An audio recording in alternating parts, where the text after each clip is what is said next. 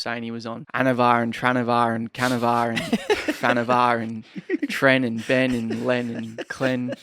And he looked like shit and he was perspiring everywhere. This isn't my words, it's his words. Oh, you're that from TikTok. So I would literally sit there with my legs crossed up against a wall, eyes shut for 30 minutes. No meditation app, no nothing. Just you and your own thoughts, which can be quite scary. Louise is very running based. I want to become more gym and positive impact based. Primes is obviously like footy is his world. Tried to make the burger as like low calorie as possible, like low cal bun, grilled chicken breast, some herb mayo. Make it yummy, but like not a 2,000 calorie bomb there. What would be an L for your day? Looking at my phone and seeing the warehouse is burnt down. That's an L.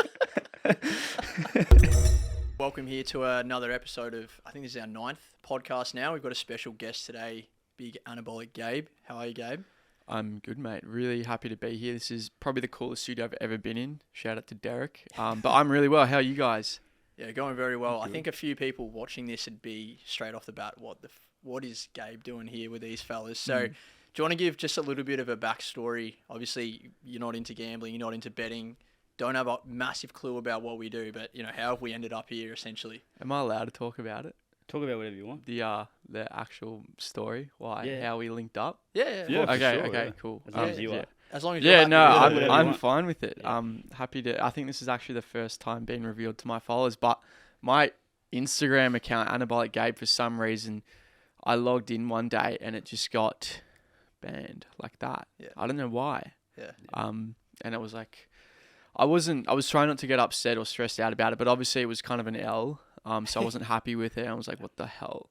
And like, you get sent in these FAQ customer support circles with Instagram. You can't really get through to anyone. And I genuinely didn't know why it got banned. Like, I feel like I talk a bit of smack on there, but nothing's like worth getting banned over. Like, nothing's that bad. So anyway, I had like the second account, a few different accounts, other platforms. So I focused on that. And then I saw you guys like comment on one of my videos. We can get your account back like this. And long story short, it had been like a week of me talking to different people, trying to get it back. No one really had a solution, and then chatted to you guys. I won't say exactly how it happened, but basically when you found out about it and we said, yep, let's do it, an hour later, I had my account back. Nice. And I was just like, what just happened? So I don't know how much we can talk on that aspect, but that was crazy, and that's how we kind of linked up. So I said, well, a Lannister always repays his debts. What do I owe you guys? And so we're doing a podcast here today. No, I love it. That's good. Yeah. I like the The same thing happened reference. to us, like literally on 2 Instagram accounts within 2 days.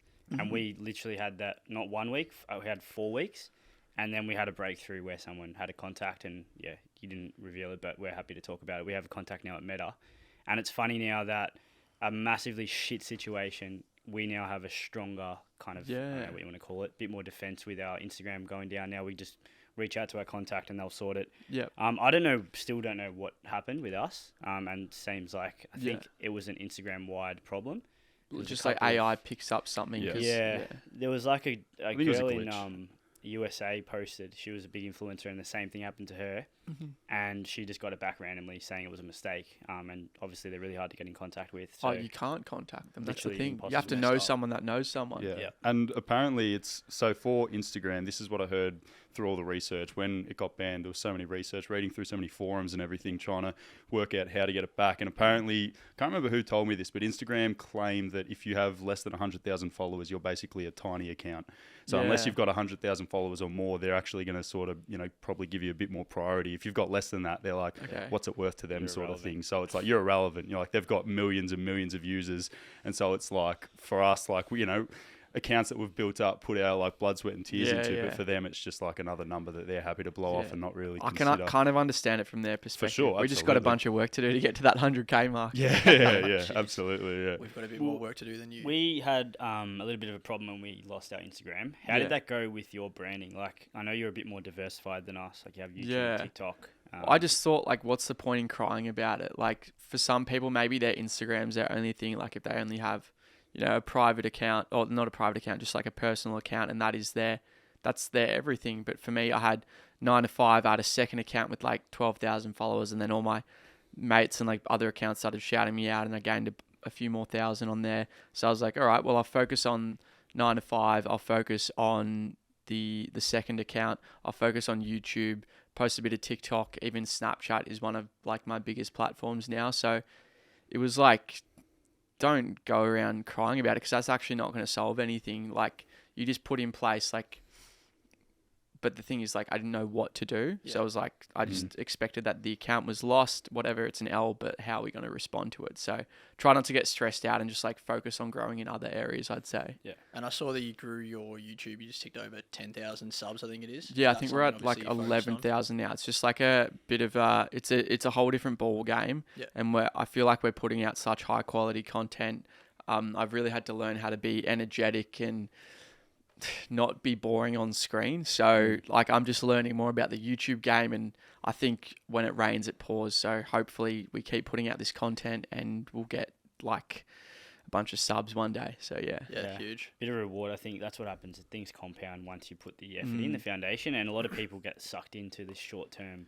Oh, I post a video on YouTube, it got 100 views. Oh, I'm just not going to post on YouTube now. Yeah. And it's like, that's not the correct mindset to have. And I'm sure when you started, you had fuck all views or... I think I've only just started getting out of that mindset though, because I'm not going to lie, like if something doesn't get views or it does badly, like it definitely like affects me emotionally. It definitely used to, like, I would genuinely feel depressed about like something flopping that I put a bunch of effort into. But now I kind of emotionally disconnect myself to it, and I'm like, all right, that video didn't do well. It's your fault. Like, why did it not do well? Yeah.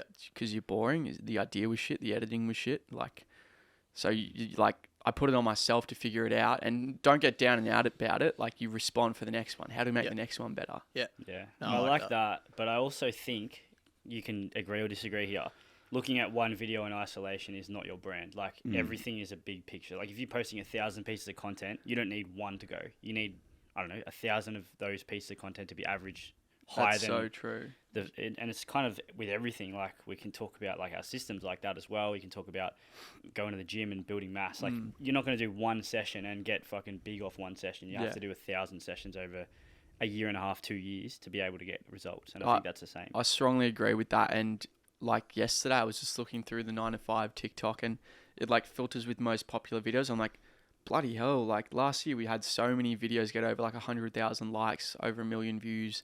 And like I'm actually proud of that. Whereas in the day-to-day, sometimes I have a very micro lens, and I think that can be quite toxic.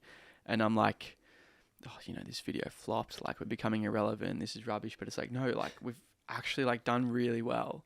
And I often forget about that. And yeah, I think that macro lens is important. Like, it's just, we're also focused on now what's next, what can we do better, instant gratification. And I think us as well at the moment, like we've lost a few subscribers over the last probably 3 months, and a little bit frustrated, like losing our Instagram, not building up our YouTube, and things that potentially aren't going as well as we thought. But I was literally speaking to Steve in the cafe before. I'm like, yeah, it's obviously not flying right now, but I'm like, dude, we've still got 430 subscribers. We built this from nothing. Like, you know, we had 200 this time last year. Like, we've doubled in a bit. Paid subs, you mean? Yeah. Like, so you got to sit back and sometimes you know, smell the roses and be like, yeah, we've still done bloody good work, and there's plenty to do going forward. Yeah, I think when we can all relate, when you're building a business or trying to build whatever, a vision that you're working towards or something, if you get caught up in all the bad things that come along the way, then you're gonna burn out pretty quickly, because it's not one thing I'm finding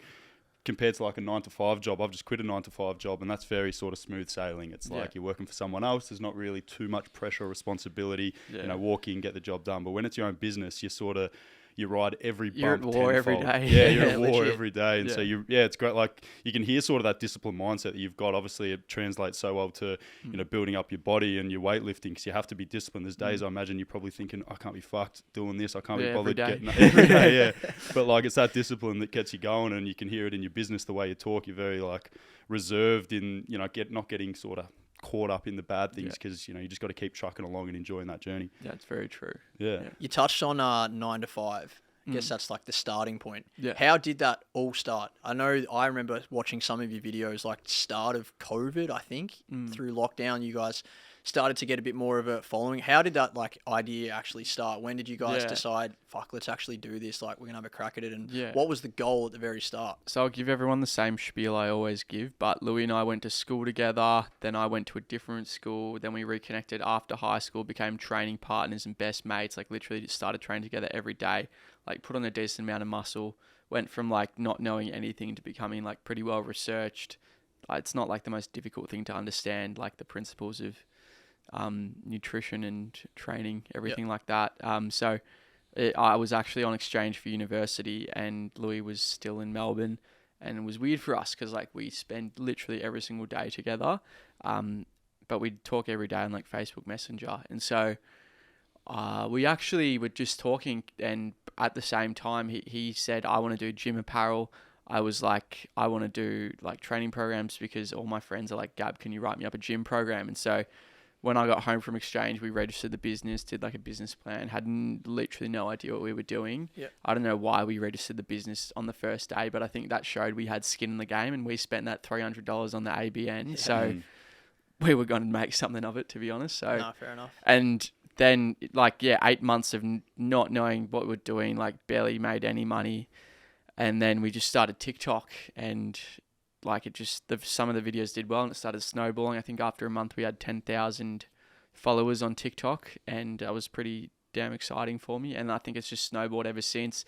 We kind of came up together through 9 to 5, and we still love the podcast, and like the brand's just doing like better than ever. And then I've pursued a lot of stuff with like my own personality. Same with Louis. He's just absolutely popped off with the running stuff. And so I think it's like we both are these fitness personalities, and then we come back with like our weekly podcast and our brand and collective that people relate to. And yeah, that's kind of the story of how everything developed. And what was like the initial goal? I know obviously for a lot of people it's, let's like kind of make some money, but obviously you've got potentially a bigger influence than you thought you may have when you guys first sat down and registered the business. What was the actual goal at the start? Yeah, I don't think I even thought about it that deeply, but definitely to like help my like friends on a wider scale, because like everyone was asking for a gym program, and I just like type it up manually on a PDF, and just it was loosely based on how I trained and what had worked for me, and like essentially create like a bit of a system where more people can be reached. It can be like monetized easier. There's less admin, but I think it's turned into something a whole lot more beautiful now. Yeah, I can imagine. What did you ever honestly think that you'd get this big? Like, when was there the light bulb moment where you're like, let's pursue our own stuff as well? Like, we've actually got some influence now. Yeah, you see, I always have this mindset where I'm still not happy with where we are. And like, if people stop me in the street, I'm still like baffled. Like, why the fuck do you want to talk to me? Like, so I don't know if it's like a toxic trait of me being like, no, I'm still not happy. Yeah, It's you a got fine to line. be careful, because Yeah. you can always chase, and it'll never be good enough. And it's like, people have this thing with money. It's like you can earn 80K a year. I think there's a stat, don't quote me, but Yeah, I've heard your this, yeah. happiness doesn't change. It's the hedonic After- treadmill. Yeah. Yeah, like 70,000. Like, Yeah. people think, I'm going to make 300K and I'll be happier. It's like, it won't change Yeah. from the moment you hit X. No, it is an interesting Yeah. statistic. And yeah, I think I definitely am proud of what we've done and the impact we've had, but I just want to have that on such like a wider scale, and not necessarily from like the money thing. Like, the money's great. Like I've upgraded to like a bigger, nicer house, like a nicer car. I don't feel happier. Like, it's cool, but I definitely don't feel happier. And yeah, I think what does bring that happiness is getting a message or someone coming up to you in real life. Like, I had someone come up to me the other day. I don't know how I did this, but he literally said I stopped him from like killing himself. Yeah, that's Yeah, huge. totally. And I was like, what did I post to do that? Yeah. Like, That's motivating though, We- isn't and it? Like, I'm like, yeah. I wanted to like Yeah. make the content like 10 times better after that. Mm. And I've had a few messages like that, and heaps of messages from people being like, you've helped me lose 60 kilos. Like, that girl or boy is just like improved their health metrics tenfold Yeah, because you of just changed their life. me literally. talking shit about calories. Yeah. Yeah. This is why, like, off topic or sort of on topic, but we get a lot of slack from the fact that we make money out of this. Like, what we do, like, people pay us to make the money or whatever, right? People can't dissociate that from that. Like, what you said then about helping people is why all three of us want to keep growing this. Not because we're getting paid. Yeah. And people don't believe that. But I promise you, we could make so much more money and have zero meaning. Or you could get messages. Like, we get those same messages. I think there was one guy who actually said he was on the verge of killing himself. Same thing. And we helped him, not directly, but through what we teach. And it's the same thing. We could get paid, I don't know, X dollars for that, or you can receive that message. Yep. And I've had Tom like text me on a Saturday night telling me he's fucking crying because he's read some message from some bloke. Yeah. And like people will be like, "Oh, that's a cringe," but it's like that's the facts. Yeah. It's so much more meaningful. Literally, I had 2 phone calls with a guy that was like, oh, bro, I'm like in 60K debt, like I'm gambling nonstop, and then he like sent a massive message in on like a Saturday night. He's like, bro, like he's like 2 weeks ago I was thinking about like ending it. I didn't know where to go. Came across your content. You've spent all this time helping me. He's like, I can't thank you enough. And like reading shit like that, I'm like, fuck, that's like we've actually had a massive impact on that guy's life. And I think a lot of people don't really see that. I'm sure people will look at you and go, oh, look at this like cocky dickhead, like you know, cool, he's got massive muscles, he can lift heavy weights, and he makes all this money, but like what a wanker. Yeah. And it's like, yeah, maybe, but you know, there's so many other things. There are 80-90% of people that watch your content probably really enjoy it and take something from it and learn something and then change the way that they do something. And that's the impact you have. And they don't have to pay you. They don't have to watch your content, but they do. And same thing with people that don't like it. If you don't like it, don't fucking... I've seen like some of your lives, people jump on and write something and you're just like, beta... that's a beta comment. Like, what's the point of that, mate? Like, you know, go and work on yourself. Just go to bed angry. Yeah, like, just what's the point of that? We probably don't say as much of that as we should because like we want to get into this. Like we've learnt like so much about doing this stuff. Like probably the similar time frame. I don't know, when did you start exactly this? Content. Like 2020 or something. Yeah, August 2020 was when we started our TikTok. We were pretty much the same time, right? Yeah. So 2020 June and then December for this one. And we have learned so much about humans and their psyche and why they do things. And I know you said, someone on our question and answer on Instagram once said, what's the biggest thing you've learned in the last like 2 years? And Steve said like humans and how they react and how fucked up they are sometimes. And it's like... It's a bit sad, to be honest. Literally, why are really people sad. writing that like in the comments, do you think? And it's exactly what you said. It's like, go to bed angry.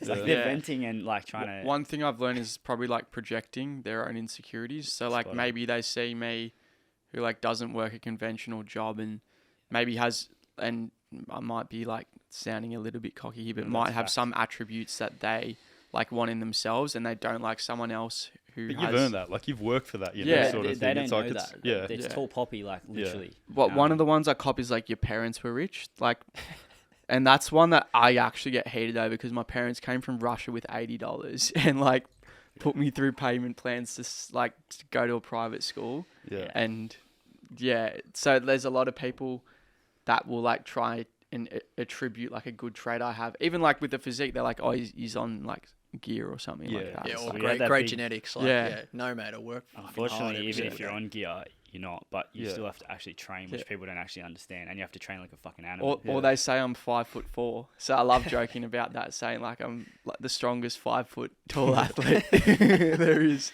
But like again, like what's the point of that comment? Like, what is that individual like? Because they feel better about themselves. Spot on. Like, why do people give us shit? Like, I had people for like one guy. What happened to your face? What happened to your face? Your teeth, and then Steve's fucking. What else? Your eyes. Oh, my nose. Open your eyes. I'm sitting on grandma's couch as well. Yeah, like people would be like, because we used to film shit in our house, and we're moving into an office now, and it'll be better for that. We won't cop as many of those comments, but it's just funny. Like people will find anything to just, like you said, make themselves feel better. It's pretty sad. Yeah. Have you ever had any of those? Oh, it's so easy to write shit online. Have you ever had anyone come up to you in person or like heckle you or like a genuine hater in real life? One person heckled me in real life. Really? It was at a club. I don't go out much anymore. But back when I did, I was just with Louis and some guy he was like 6'6". He was chewing Louis' ear off, saying he was on Anavar and Tranavar and Canavar and Fanavar and Tren and Ben and Len and Clen. And he looked like shit and he was perspiring everywhere. And for some reason, he was just hassling me, like calling me homophobic slurs the whole night. Not the whole night, just for like 10 minutes. He came up to me for photos and he's like, and this isn't my words, it's his words, oh, you're that from TikTok. And he was 6'6". That was not a battle I was going to win. So I just like looked at him and I said, mate, get away from me. And that was the worst one I've had. But everyone else just gives me heaps of love. Yeah, nice. Or they might be like drunk and kind of yelling out and taking the piss and yelling my name out, but I don't really care. Like, it's sometimes you just get pissed idiots and Of course. it's funny to see. Like it's very similar. I haven't personally had anyone come up and abuse me in the street. I had a few people come up and say, keep it up, keep it going. Yeah. But it's funny, you put people behind a screen and behind a keyboard, and that's where the haters come out to play. Like that's why I was so surprised to hear that you had a hater come up to you in person, because that's the first instance I've heard from probably all four of us. Whereas behind the screen on TikTok, they're happy to slam away their comments. Yeah, but always on a fake Or a account. Saturday night phone call. yeah. If you care to share what happened? Oh Or yeah, Saturday night? yeah. So I had it was about 6-8 weeks ago, and some guy just called me randomly. He left his number on the phone. I wish it's gone out of my call log now anyway. But yeah, he just called me up and he's like, "I'm gonna fucking murder you." I'm like, and I just started laughing. I thought it was funny. I thought it was a mate or something. Yeah. And, hey. You're lucky to be still here. Yeah, I know. But then he's like, "No, I'm gonna fucking get you. Watch out!" Like, and I was just like, this is getting a little bit weird now. And then I was like, "Who is this?" I was like, well, "What do you want?" And then he just hung up. I was like, "What the fuck is going on here?" Weird, Like, it's like that person would never say that in person if I was to walk past them on the street. They're just big tough guys behind closed doors. But What's going back like just a tiny bit? You kind of touched on it already, but what's the most rewarding part of what you've done so far? Like when you sit back and you go, like, geez, we've come a long way. What's like the most rewarding part of it? You said that the money, the cars, you don't really care too much for that. Like what part of it have you enjoyed the most and like got the most satisfaction out of? Yeah. I definitely like having a voice that people listen to and like being responsible with that as well. But yeah, again, like the biggest one is just like knowing that you're positively impacting people. And I think I need to do more of that, because I do a lot of like the funny personality based content, which like obviously helps with people relate to me. And it's just like my personality, and like maybe I'll be talking about music or something that really interests me. I'm not doing it for anybody else, but a lot of people like that. But I think I do need to do more of, like showing people how I train, what I do, like, how I stay with like stable mental health, things like that. So definitely the most rewarding thing is like knowing, or not even knowing, but like people reaching out to you and saying like, you've helped me this much with something. So I think that has been rewarding. So I need to like double down, and I need to do more of it. Yeah. So. one I listened to one of your podcasts recently. You talked a lot about sort of meditating, and you alluded to mental health there. Do you want to give our listeners, we've never really talked much about it in our podcast. We've touched on it briefly, but I think it's definitely related to gambling as well. There's gamblers, are a lot of reasons why people get into gambling is because of their poor mental health and stuff. So I'd be very interested to hear sort of, your take on it and how your fitness really helps breed your mental health, and what you like about, looking after your mental health and how it's positively impacted your life. Yeah, I'd say like I haven't gone through anything overly traumatic. Like I'm very grateful. I had two extremely loving parents.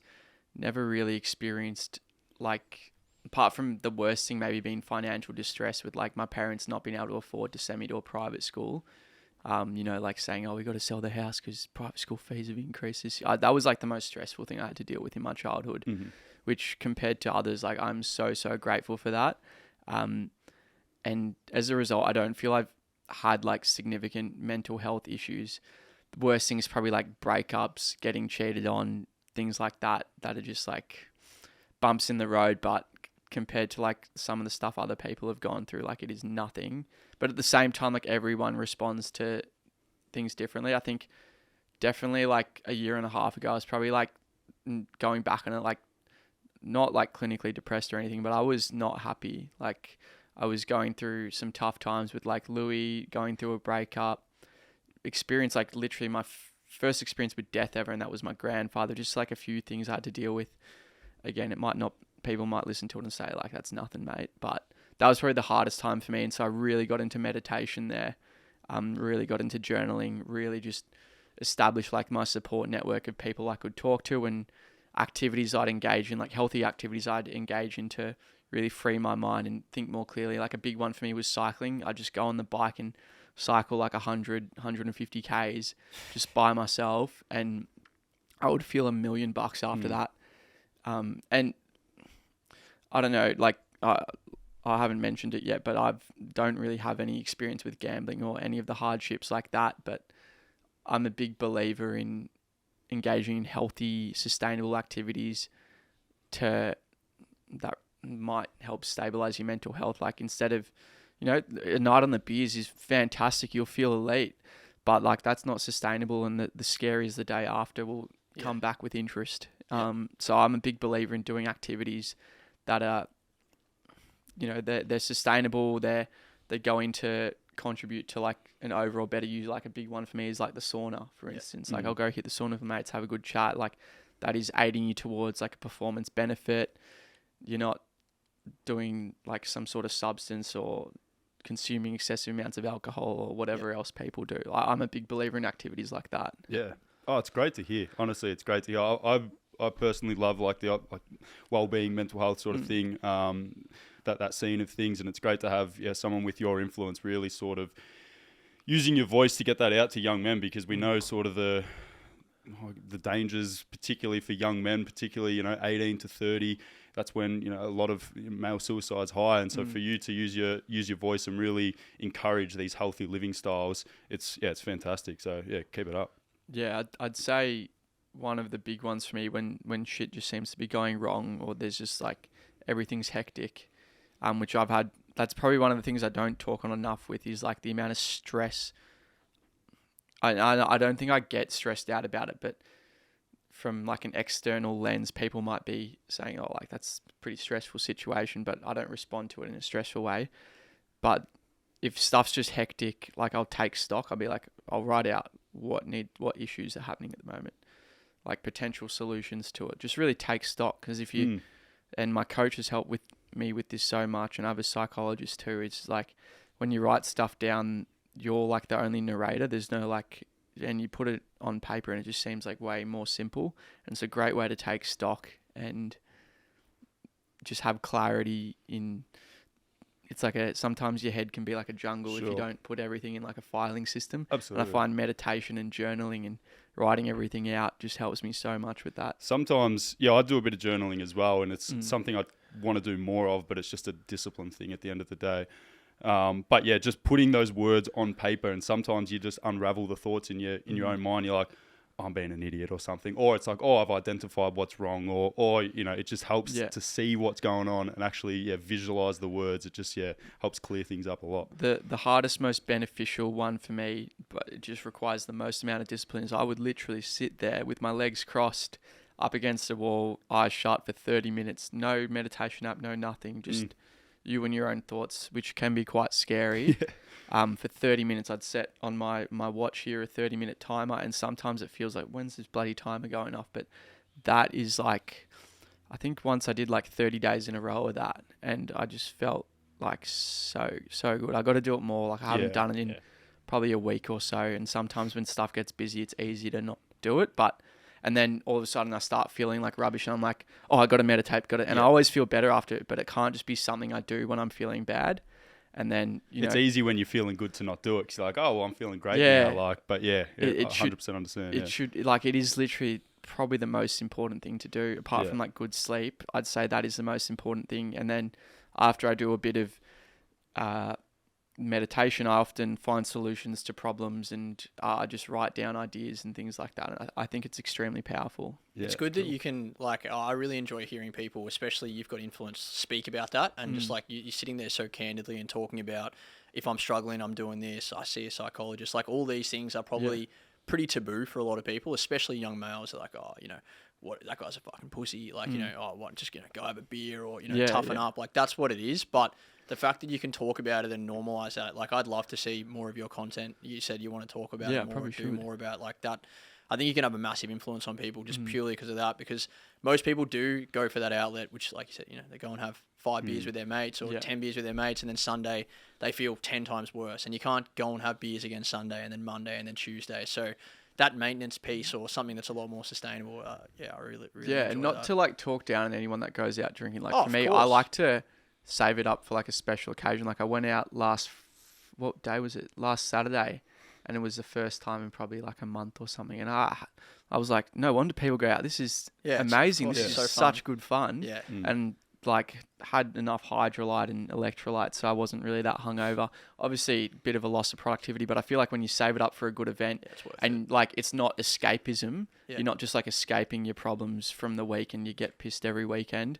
Like if you save it up for a special occasion, like I had a blast. It was fantastic. Obviously, you're night's sleep and recovery is in the gutter, but I think there's a time and place for it. Yeah, you definitely. feel good afterwards. You're hanging out with friends. Even for me, like when I go out, a lot of it's like networking as well. I'm hanging out with like different, girls or guys that I might not usually talk to because I'm like fitness and that kind of thing. Yeah, so sure. I always find it really beneficial if you do it. Like you're not doing it every weekend. Yeah, that's where that balance comes into play. Hey, No, I like that. With the, we'll go kind of back to the gym stuff a little bit because I'm kind of curious to know how you dealt with it, at least initially. I don't know how much of the programming and stuff is still done now, but more so early days. How do you encourage people that do pick up your program or look at you and they're like, oh, like he's training like this, he's benching like this, I'm going to do that. How do you encourage people to, all right, mate, if you start doing this program, you're not going to look like me tomorrow, or you're not going to be, PRing your bench tomorrow. How do you encourage people to stick at what they're doing for the long term? Like, lifting weights, you don't see instant gratification. It takes months and months to build muscle and months to get stronger. How do you encourage at least, previous clients to kind of stick to that goal, even with nutrition, losing fat, getting lean? It's not just, stop eating Maccas or whatever. There's a lot of discipline, structure, patience. How do you encourage people on that path? I'd say one of the things I always advocate for is people always ask like, what keeps you motivated? I'm like, mate, I'm not motivated to do this every day. Like sometimes I feel like, I really want to do this, but I always advocate for like just discipline and building habits over everything. So I think it's like 90 days for it to become a habit. Some sort of cool little Instagram infographic there will say like 90 days, but it's true. And you need a bit of motivation to get you started, but you need it to really become something like a habit. Like for me, if I didn't hit squats this morning, that's the first loss of the day. And you might think, oh, it's just one session you missed, but for me mentally, that just like pushes back another session. Then all of a sudden I'm trying to back end all my volume for the week, and then that stuff's up the next week. And if you just make sure every day you do your little bit to get there, that's like a little stepping stone. And if you accumulate good habits and good volume, and that's essentially why my coach does all my program, because he puts in all the numbers there, all the exercises, the volume I need to hit for the week. And I know if I accumulate good habits, accumulate, what do they call it? The motor units, particularly for powerlifting, like I will get stronger, I'll make progress. And I know that each session is a little stepping stone. And I think that's something people need to understand, is it's not that one F45 session that's going to do anything for you. Like you might work up a sweat and feel those endorphins released and feel really good mentally. But if you're wanting to make progress in terms of any sort of like performance metric, like it needs to be a long-term thing. And for me, people I've had people like actually make fun of me for like my strength, like in powerlifting, I'm not like winning nationals or whatever. Yeah. It's always like the 5'2" bloke in my weight class who probably doesn't look overly aesthetic, and credit to them, like they're an absolute monster. But for me, I want to prove to myself I'm getting stronger. I like doing it in a competitive environment. I like looking aesthetic and having good cardio at the same time, and also enjoying it. So like people make fun of me because like I'm not winning nationals for some reason. Yeah.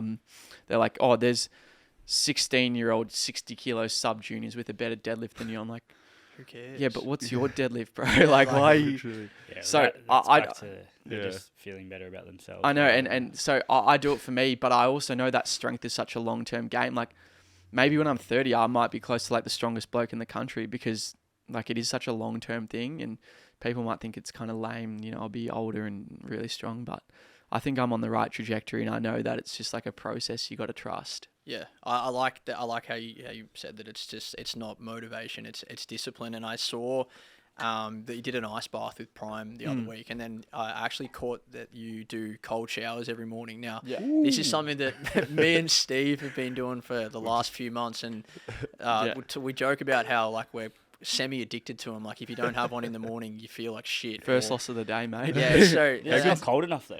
Well, yours isn't cold Mine's enough, shit. but Mate, mine's freezing. It's terrible. I was just saying to Steve, I reckon they're getting colder. But winter's going to be something it's else. 100% spot on, because if you wake up and you don't have one, you're like you're a coward. Like It you literally compounds. just like I just like laying there That's like I actually feel like, why didn't you do it? Like for what reason did you not do it? And it's like, yeah, all right, fuck, we'll get in now. I've had one every single morning this year, except for when I was sick, because I think it's not good to do it when you're sick, because your body's already trying to cope with too much. Coward.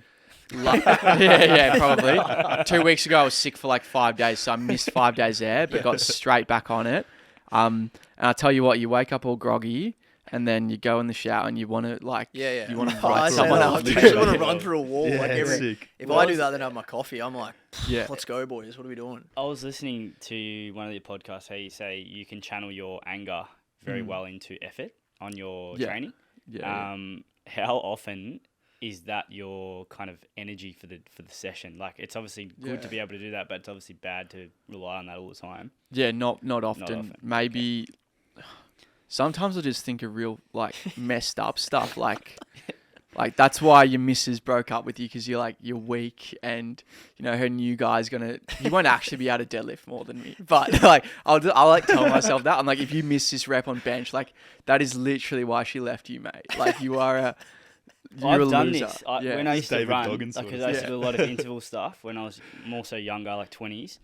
I would do shit in my head like, fucking, I don't know, this is for someone who died 10 years ago of like cancer, or think of someone suffering of cancer and be like, what the fuck are you doing? You're just going for a run. They're actually suffering. Fucking work harder or something like that. Literally, yeah. So kind it of putting helps. it into perspective. I did like a 10K for the first time the other day, and definitely like throughout that I was like, mate, if you stop now, like I was literally thinking, I don't even think it's like that bad. Like obviously that's not how I think of myself like that, but it is like, it's almost a bit performative, and it gets me through. I like it. I don't think I'm an angry person. I don't hold a lot of anger towards anything, but I feel like I can dig something up and channel a bit of emotion there. Yeah, you've got to work out what works for you. Like for some people, they'd be listening on that would not work for me, but it's like it's for everyone. It's different. I remember I heard a good story about Chris Judd. Like played footy. Chris Judd. And he was. Everyone knows who Chris Judd is. I'm sure you know who Chris Judd I love is. him. Yeah, of course. Like I don't need to explain who Chris Judd is. Plays footy. I heard he was pretty good at it. Yeah. You might have been alright. And Norm Smith. Anyway, he used to say that he used to walk out to the field and be like, "You are the worst player on this field. You suck. Like you're horrible," which is such a like contradicting thing that like psychologists would tell you. Like they'd say like positive mindset, make sure you like pump yourself up, and he'd go out there and say, "I suck. I'm so bad," which would then fire him up and get him so amped. And then obviously he did what he did. He played pretty good footy. So yeah, you got to work out what works for you. Yeah, I'd say I don't always do that. It's just like time and place. Another one I've done is like, maybe it's like 2 weeks before a comp, and you're doing, like, for me, I do like a doubles block or whatever, and you see like testing your openers, and sometimes I need to fire myself up, and I don't know if you guys know who like Taylor Atwood is, for instance. He's like, I think he's considered the world's best natural powerlifter. He's 74 kilos and he's got like a 850 kilo total. Powerlifting's a boring sport, but I find him very motivating. And I'm like, if Taylor Atwood is 74 kilos and he can deadlift 350 kilos, why can't you do like this 230 kilos for 2 reps here? Like, and I'll just tell myself that. I'm like, good. Yeah. That's like, makes sense. You should be able to do that. And why can't I? The only problem with that is obviously you can do that rep because you've trained it. But if you grabbed Steve, he ain't pulling that shit up. So you got to be careful with that. But obviously that again works for you. Obviously within reason. Yeah, it's funny though. What's it like? Obviously you live with Prime and Louis, and they operate probably slightly differently. We're having a joke before that you all do things a little bit differently. What is it like living with them and seeing like the content they make, the way they go about it? Obviously you're not going to agree with everything. How does that, do you guys ever like speak about the way that they go about it, or the content that they're producing? Or obviously you all train really differently. Do you ever speak about shit like that, or? I don't know. Like, we do train very differently, and I think people would be surprised if they just like spent time in our house for a day, because we're in our rooms like working so hard, like pretty independently, and then we might come down and have like a conversation, or it might be we're having dinner together.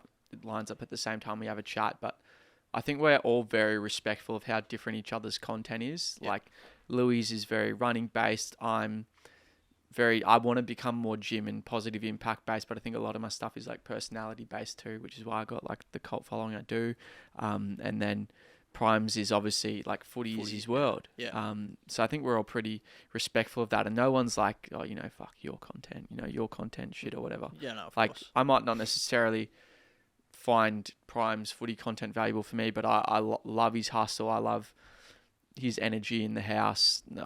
obviously Louis is my best mate, my brother, everything. Like, we're all super respectful and supportive of each other's content, and like it's different for a reason. And I don't think like Prime might have a YouTube video that does really well, and then I might have a TikTok that gets 1 million views during the week, and then Louis might have a reel that gets like 1 million views, and we're all happy for each other, and it's different content, and we're all grinding in our own kind of direction. So I think everyone just like works well. Do you celebrate each other's successes? I mean, I think this is something that honestly, as a nation, I think we're really terrible at it. Like being happy for other people, building other people up, really getting psyched for their own achievements. Obviously, you guys are all really successful in your own right.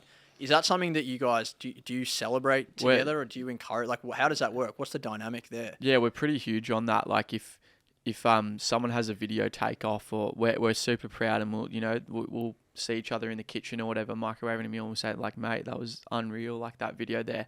And it doesn't stop there. We're like, I want a piece of that too. Like, do you have any tips for my content? Like, I'll ask Louis, like I showed him a video I made on my 10K. I'm like, mate, do you have any tips for me? Like, what do you do for this? Like, would you encourage this? And he said, mate, this is what he actually said. He's like, mate, that's fantastic. Like, and I think I already was heavily influenced by how he made videos, and like the reel did really well. I think it's on like 150K views so far, which is good for Instagram.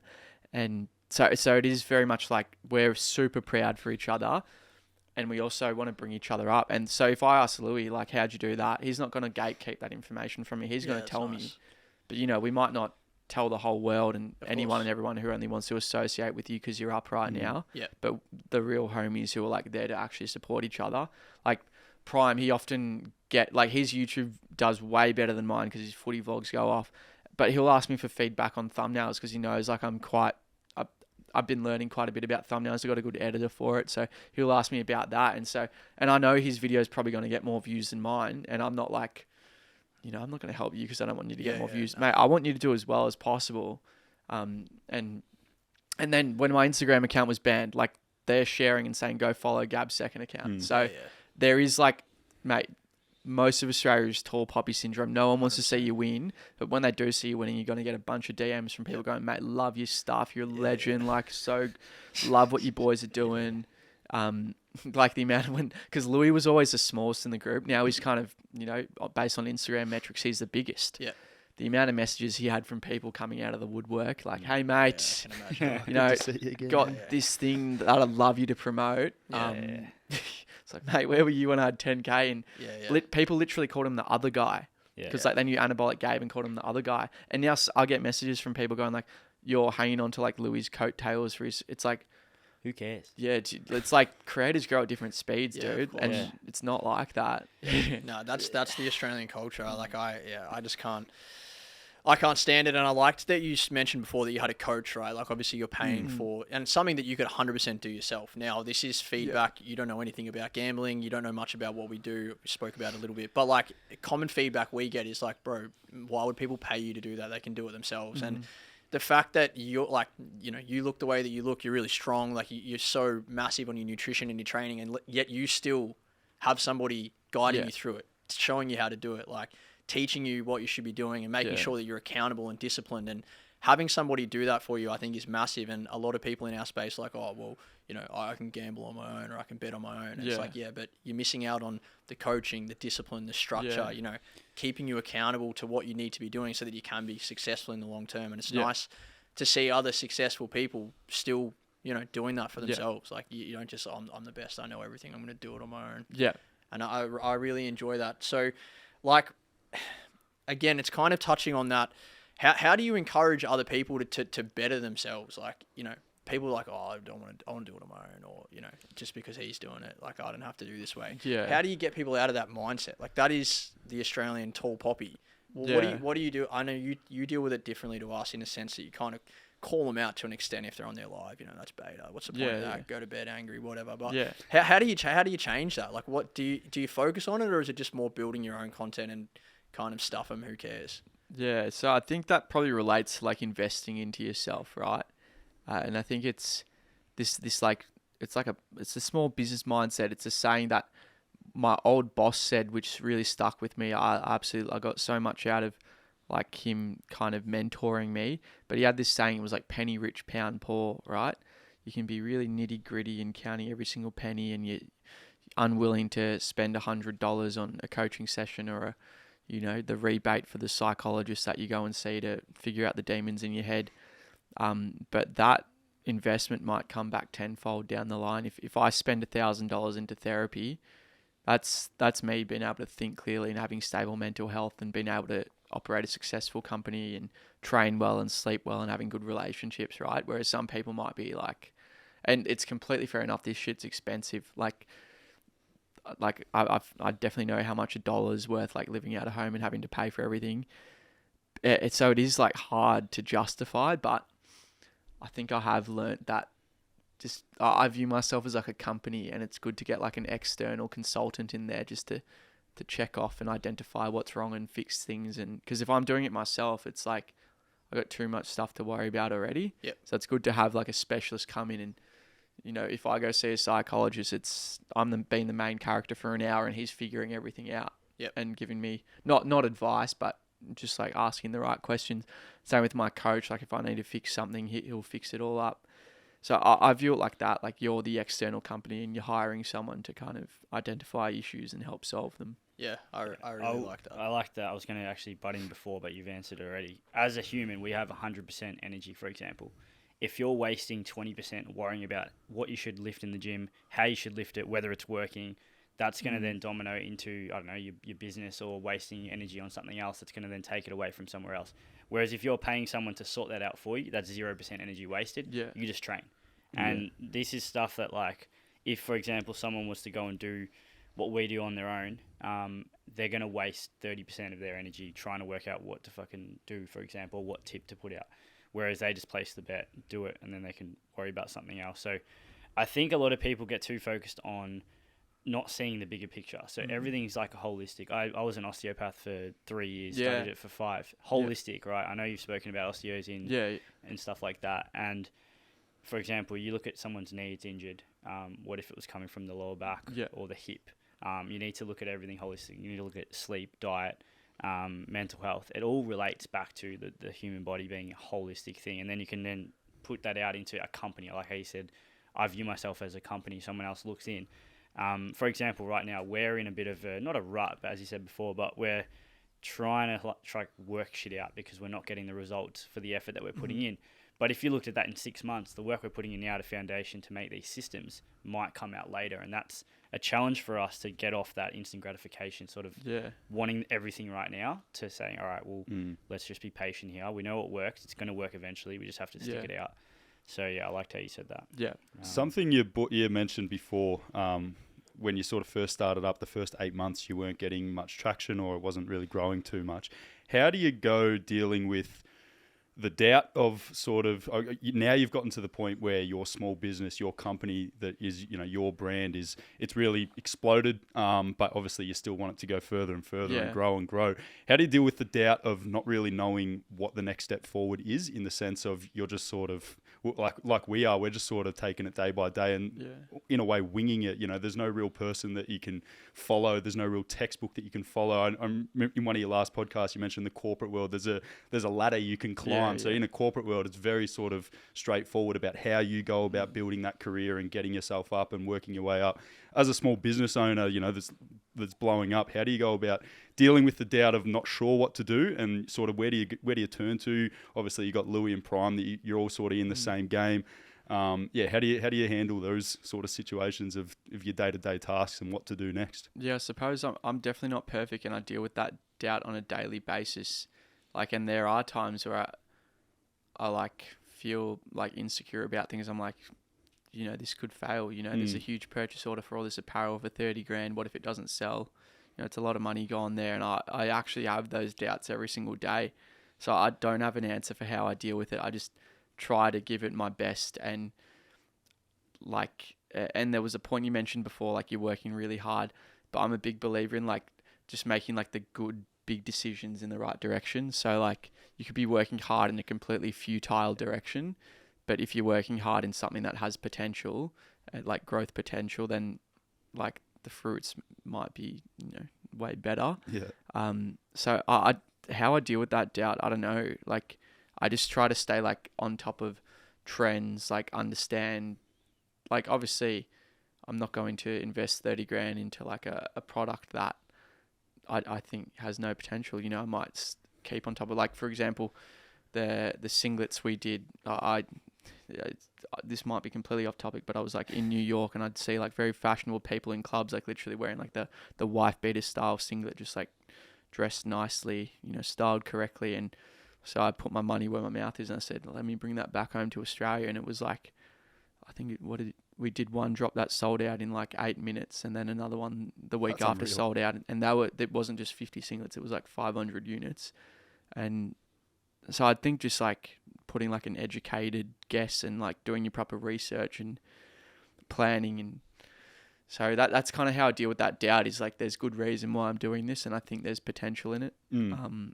Keep backing yourself. Yeah. Sounds like But not it's just like fine. putting effort into random things, like actually like planning it out a little bit. I Have think you it's, made any mistakes? In hindsight, like obviously, yeah. Well, obviously, like you're going to try stuff. Has anything you've done not gone the way that you wanted it to? Yeah, well, definitely. Like, I think, like sometimes we'd like misread like a purchase order and overorder something. Like we've definitely taken L's like that. But then you look back at it and it's like we got over it. Like in the time it was so stressful, but now like it's a non-issue. Yeah. It all And- comes out in the wash. Yeah. Any other mistakes? I'm trying to think. Like, Just in general, even like just in life. I don't know if we're talking about more. It's life. Nah, well, like Yeah, I just meant more so like along the journey. Like, Yeah. are there things that you're like, oh, I can't believe we ended up We've doing definitely that? made Like, mistakes. yeah, like we've done stuff and we're like, oh, I Yeah. cannot believe we used to do that. Or- there's nothing I've done which is like, fuck, I really regret doing that. Yeah. One of my only biggest regret or like thing was like stuffing up my English exam in year 12, which stopped me from getting like on the scholars board at my school. Like literally to this day, What'd that you is like, stuff up? Did you know you stuffed up? no. in So the I was moment? like the third ranked student at like Caulfield Grammar, which was like the best, like highest ranked. This is such a weird story, but it's like one of the things that genuinely bothers me. Yeah. And I had like a 98% sack average for English. I thought I was the modern day Shakespeare. And then some reason, I think because I'd really go for really out there ideas. I wouldn't go for like the conventional stance on like an essay topic. And, you know, I got my ATAR back and I got a B+ on the exam. And I'm like, what? And so it just like cost me from getting that 98 ATAR. It was a complete vanity metric though. Yeah. But for some reason, that still irks me. People might absolutely cringe at that story, but that was my whole life back in high school. that to me shows an individual who's super competitive, but in a good way. And it's not, you're not competing with someone else who got 97 or whatever. You're yourself. competing with yourself, which is good. See, it's interesting. I reckon some people get like offended over people who are over competitive, particularly Yeah, like but that's because insecurity in them, I think. I don't know. I've through my life I'm very competitive, we're all- and it's yeah. not like I want to beat you or I want to beat you. Nah. It's that I see that other people are doing things. It's like, well, I can do that too. So therefore, I'm driving like that inner competitive against myself. But people think that it's like, oh, you just have to be better than everyone else. It's like, no, that's not what it is. And I don't know. Some people find that funny. Yeah, well, it kind of goes back to what you were saying. If like your ex's boyfriend is now deadlifting more, like it's the same sort of thing. I'll but, make like, sure he doesn't deadlift more than me. Unless she dates Taylor Atwood or something next, which would be weird. But Which would be weird. No, I have a little bit to follow on from that. Limiting resistance, like I know Yeah. you know what that is. I Yeah. don't know if you boys like deleting idea. people in your life that basically, like you said before, you live in a house where everyone's backing each other. You've probably been the best one to talk about this the last couple of years, especially. Tom's sort of followed. I don't know. We're very similar in our pathway so far. Like 2 years behind, the same things happening in his life that happened 2 years, and we've basically joked about this and called that I've created a clone, and we're trying to create like 3 clones that were all the same. Not that I'm the best person, but like getting everyone up to levels where he's good at really good stuff, he's good at things that I'm not good at, and trying to become good at everything. Surrounding yourself with people who are backing you is massive, but how toxic, like, do you think people who not only aren't backing you, but are kind of just like bringing you down, how influential is that, and what advice do you have to people who, I don't know, have those people in their lives? yeah, it was definitely got brought to my attention, this idea I was re-listening to like, classic white straight male listening to Joe Rogan, whatever, hate me for it. No, Joe But I Rogan's was elite. listening to, that man can do no wrong by me, honestly. Yeah. But I was listening to his podcast with Derek from More Plates, More Dates. Do you guys know him? No. Absolute, Derek, yeah. absolute. Yeah, his name's Derek. Derek's got a good kind of, vibe with me. Derek More Plates, More Dates is like super nerdy about like, he talks about like steroids and stuff like that. I find it really interesting. Like, what is it? Like a lot of biology, like factual stuff about supplements and how things can change different mechanisms in your body. I find it really interesting. Not that like I take exogenous hormones or anything like that. I just find the mechanisms really interesting. But anyway, he was on the podcast and they were like, number one concept is iron sharpens iron. So like, me, Louis and Prime being around each other and having a good network of people or being competitive in a good way and bringing each other up, that sharpens each other, I think. It brings out the best. And then they also spoke, it was like an anecdote. He said, Dave's under the bridge shooting up heroin again. It's like that mate who's just doing nothing and bringing you down. It's like, some of those mates might be like childhood mates or whatever, but I have had to, something I've learned is you being a bit of a savage with cutting people. Like obviously not your day ones that they might not be doing the same thing, but they're still good to be around. But if there's someone who just really is bringing you down, like I think Louis got a comment the other day, like someone just writing something pretty heinous and they replied, sorry, mate, had to bring you down a few pegs with laughing emojis. It's like, no, you actually didn't, because he's out here trying to help people. Yeah. Like, you definitely don't need that's to do a that. full-on just, I'm jealous of where you're at. I hate it, and I'm just going to put that out there to take the piss out of it and actually make a joke out of it when it's actually true. Yeah, and I've had people that like, I'm all for having a bit of banter with your mates. Like, we're like, sometimes we take it too far, but we're just like joking with each other the whole time. I think we become better at like really stopping it when it gets toxic. But those mates, I don't really have any of them anymore.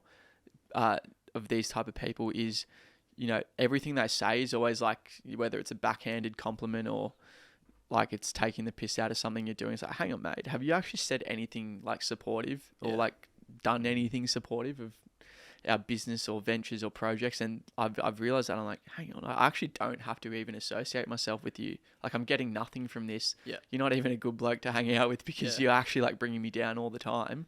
I've become, I think, a whole lot better at like knowing when or reading that kind of energy. Yeah, no, that's true. I can definitely like understand where you're coming from. It's something I've been adjusting to over the last 6 months. It's like, cool, where do I want to end up? Where are we going as a business?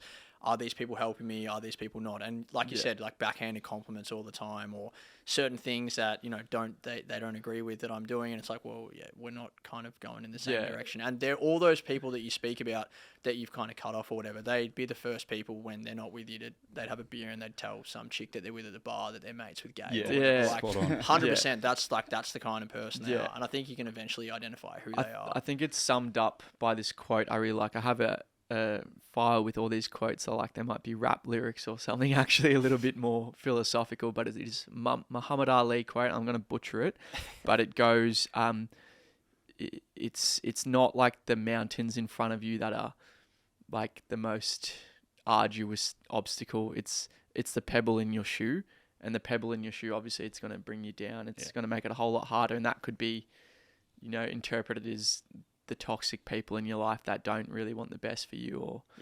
inadvertently like compromising your goals and your progress. So I'd say that sums it up. I like that. With all of you in the same house working towards the same goals in an extent, obviously recently you guys had a burger release at Royal Stacks. You want to talk us about how that's popped up and what's the go there? I think it was more like a meet and greet, which was awesome. That was like the first official meet and greet we did, and I was kind of scared because I thought no one would show up, but I think for an hour straight, it was just like people, like there was a line. Our managers organised it really well. They'd come up, we'd have a brief conversation, they'd get a photo, and it was just for an hour straight. Kids were coming through. It was fantastic. And then, like I didn't know much about this burger place, Royal Stacks, but I love their branding. If I spent more time around there, I would probably put on 10 to 15 kilo because like their shakes and chips and burgers are second to none. Like they actually look like like what they do on on the billboard or whatever.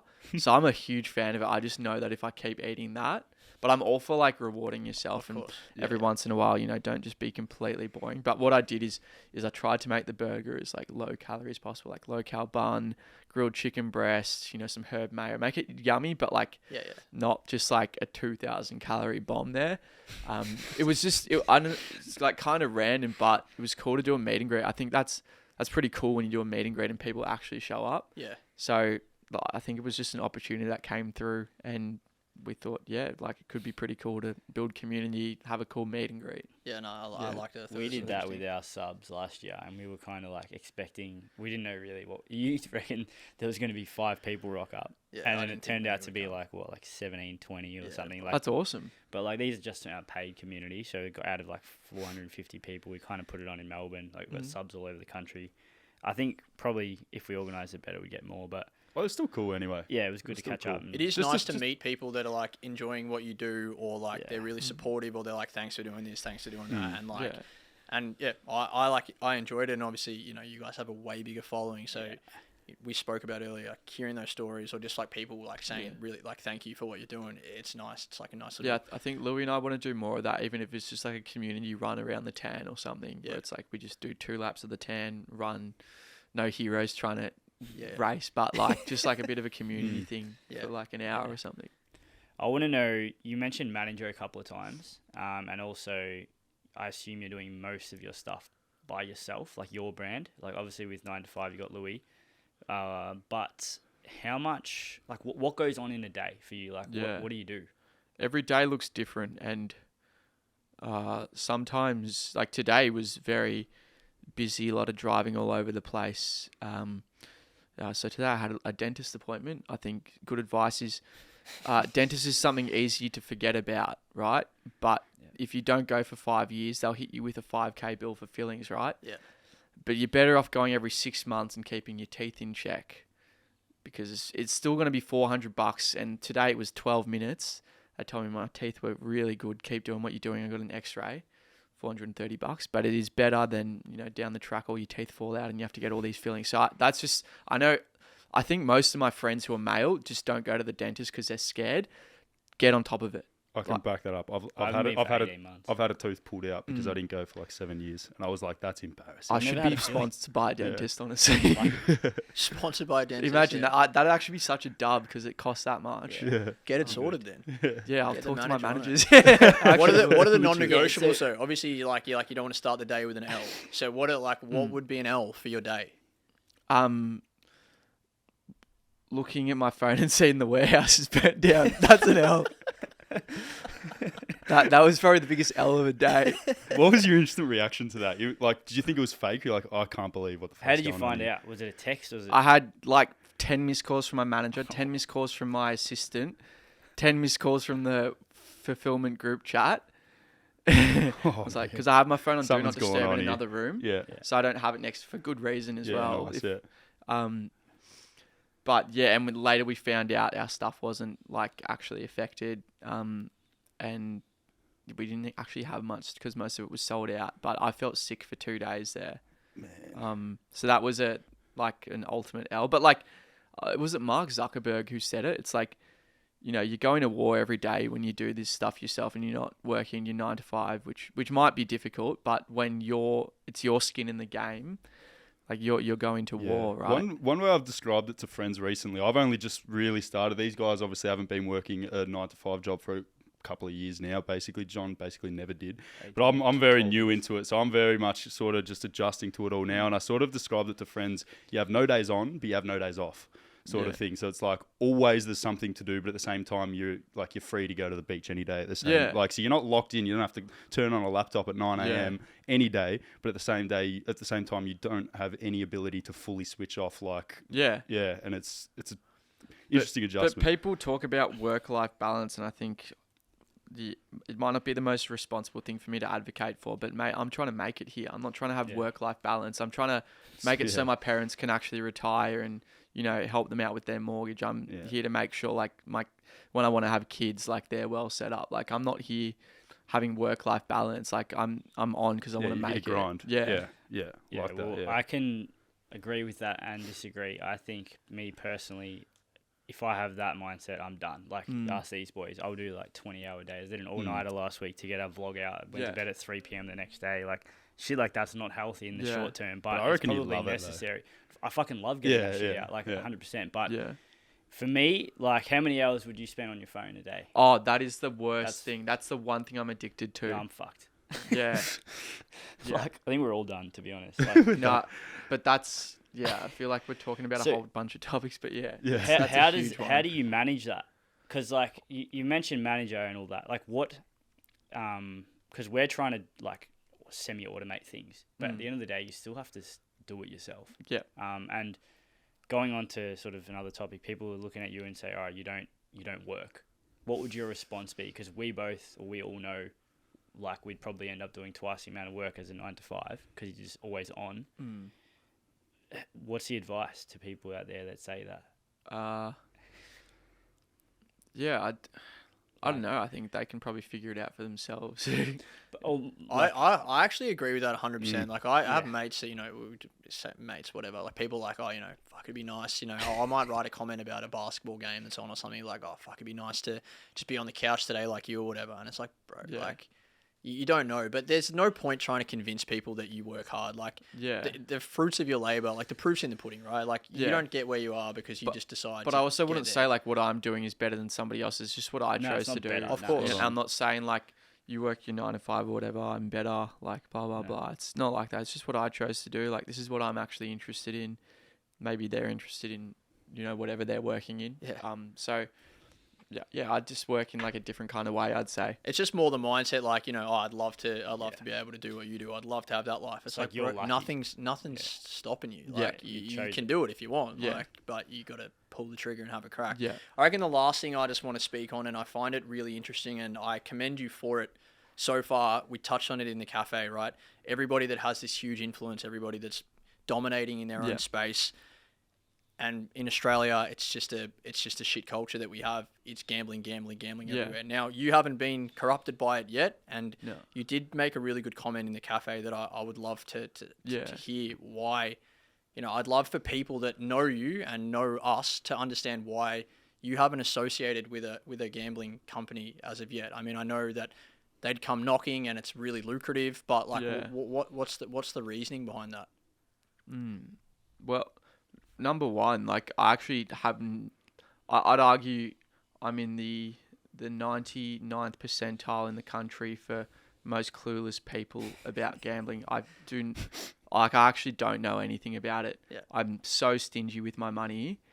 I'm so scared of losing it, and to me, it just doesn't make sense. Yeah.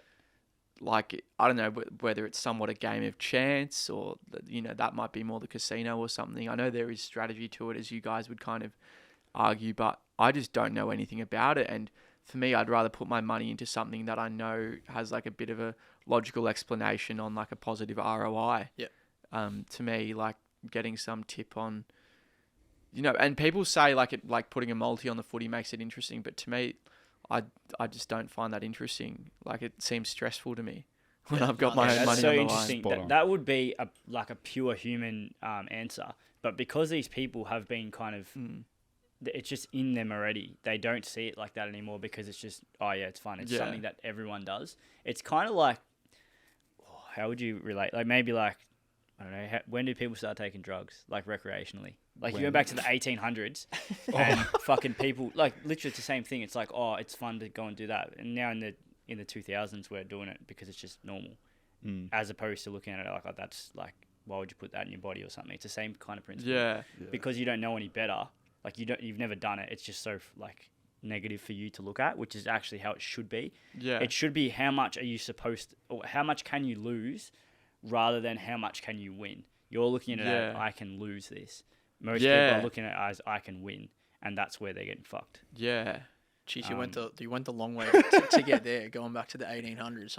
I wasn't sure. We're not all perfect. I wasn't sure where you were going with that, but yeah, like obviously, like like the dollars talk, right? Like talking like if someone puts 50 bands in front of you, like what are you gonna do? Where like how do you weigh that up? And like I don't want to put words in your mouth, but like you said that like at the moment it's like an ethical thing for you, right? Yeah. You don't do it. You don't know much about it, so like why are you going to sit there? it's And What does that mean though? What's ethical? Yeah, so as I said, it's definitely like an ethical dilemma for me because I think I've gambled once, which was at the casino, and I actually put $100 in, and I ended up with $150. So that's my win. I'm on top. I beat the house, and I'm never. I doubt I'll gamble again, honestly, unless I go to Vegas or something, just for like the experience. But like there have been offers come through, and I'm like, well, how can I promote it if I've never done it? Yeah. And so I put it on my Snapchat story because I feel like I'm always very transparent with my followers. Whatever I'm going through, I will post about it. Like I'm pretty truthful, honest, everything. And I said, like, guys, what do I do? And I reckon 90% of fans, maybe even 95, were like, no, do it, Gab. Like you've earned it. Get the bag. Yeah. You're not going to move the needle for people who gamble. Interesting. You like, and another way of seeing it, like people said, was like you can reinvest that into like editors for your YouTube, videographers, improve like the content with like a positive message. And then there were probably 10%, 5% saying, no, you're a sellout. I'm going to unfollow you if you do that, which is completely fair enough. Like, and saying, yes, you're a sellout, all that stuff. But and I'm not saying, it's such a weird one because I'm just going to say it. Like if someone puts a house deposit in front of me to do a couple of reads on my podcast, far out. Like I'd have to be like Mother Teresa to reject that, I reckon. Well, this is the argument we're having with, or debating, or really, we're having a discussion with Will Schofield, who used to play for West Coast. Yeah. And he's sponsored heavily by Bluebet. Okay. And we kind of must be part of his agreement that he needs to put out a video basically saying that this is the tips for the week, and they make a bet on Bluebet's website where people from that podcast can bet on that, right? Yeah, yeah.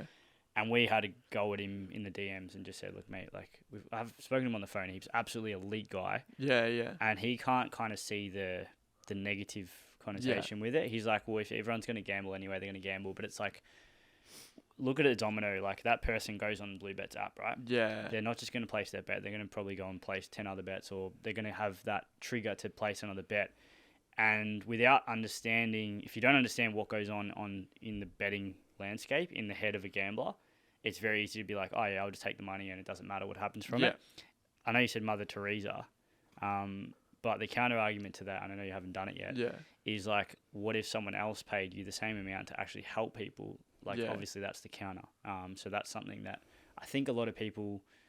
Who else is there that's done that? Like, you got the AFL influencers that bloody Nathan Brown and all those guys do it. Brendan Goddard, they work for Sportsbet. Yeah. At the end of the day, they're working for a bookie whose aim is to lose people money. So and like I studied like derivatives in. I was pretty like high level math stuff, like with econometrics and whatnot, and all the formulas and doing E-views and all sorts of different codes and regression. And I understand a lot of this stuff. Like these gambling companies aren't the cool.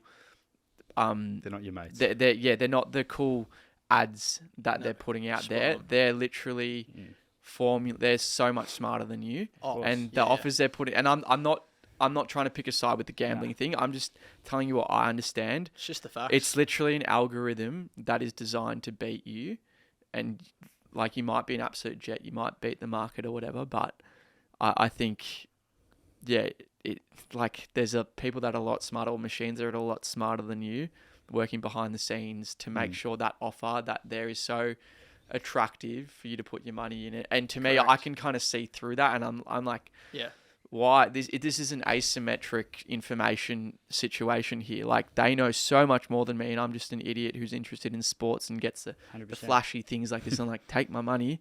And in the back end, they're like, absolutely, they got a money counter from how much. There's hundreds and hundreds of people sitting there crunching the numbers, making sure that whatever which is you're betting on. Why it's an ethical dilemma. Like, but so I don't know. I don't want to say I won't do it because I don't want to give any promises. But like, that's just, and it's not really been going through my head that much. It was just like something I considered. I don't know if I'll do it in the future. Who knows? You've answered that like really honestly. I appreciate you answering the question. Like it's nice that you've just fully spoken about that really candidly. But I've really enjoyed having you here, man. Like it's been nice to speak to you. Clearly, we don't cross paths anywhere, but to see your successes and what you boys have done from basically when we started, you started, and to see where you guys have gone. Like it's, you know, we look towards the content that you put out. Yeah. Gabe's doing this, Louis doing this. We should be trying this. Like, yeah, I commend you for that.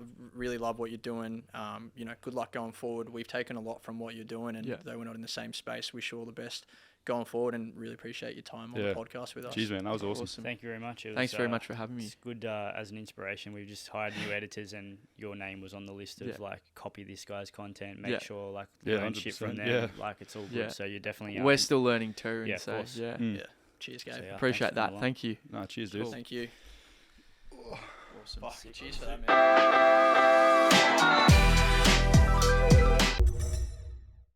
Hey guys, if you like that podcast, we'd love you. Hey guys, if you liked what you heard. Hey guys, if you liked what you saw, we'd love if you gave us. Hey guys, if you like that podcast, we'd love if you subscribed to our channel and gave us a follow on Instagram. If you've got any questions, feel free to check out our website. If you can't find the answer there, send us a DM on Instagram. We'll happily help you out. Cheers. Go on. Don't make me laugh. We don't. Hey guys, if you... I know that he's Cut his shit out.